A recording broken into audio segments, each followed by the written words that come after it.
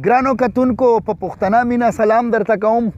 دا وخت مونږ په شمالي وزیرستان کې دریای ټوچي پهاړه ایدکو په کلي کې په ستر غونډۍ باندې موجود یو. دا غونډۍ په تاریخي لحاظ سره ډېر زیات اهمیت لري.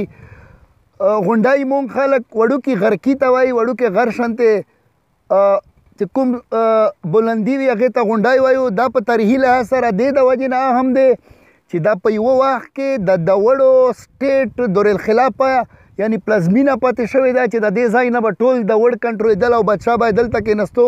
هغه ځای مونږ تاسو ښایو، تاسو ته ښایو چې دلته به دوی بادشاه کېناستلو. بل دا د دریای ټوچي په غاړه دی کوم چې د افغانستان د غزني صوبې نه راغلی دی او په مونږ شمالي وزیرستان باندې تیر شوی دی او د ګمبیلې پورې د مروتو علاقو پورې تللی دی. او بله اهمه خبره دا ده چې په 1936 کې د حاجي میرزا علي خان کوم تحریک شروع کېدلو، د هغې تحریک اوله جلسه په 1936 کې په دغې ستر غونډۍ باندې شوې وه او دې نه پس بیا مختلفې ډانډورې په ټول وزیرستان کې وغږېدلې او خلک یو ځای ته شول او د فرنګي خلاف یې تحریک شروع کړو.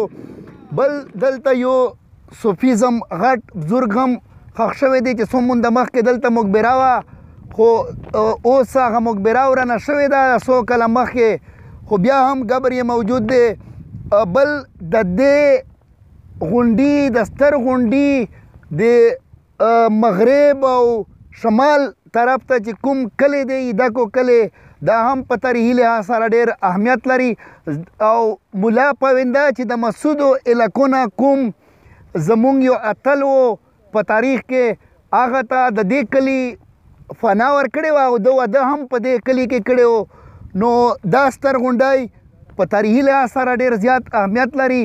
او بله دا خبره به زه دلته ذکر کم چې انګریزان چې کله هم شمالي وزیرستان ته راتلل، د دې غونډۍ په لمنه کې دوی دلته خیمې ولګولې، خو بیا څه وجې نه دلته نه لاړل او د خدیو په علاقه کې د ایدک کیلې په نوم باندې تحصیل جوړ کړو او هلته یې استوګنه شروع کړله.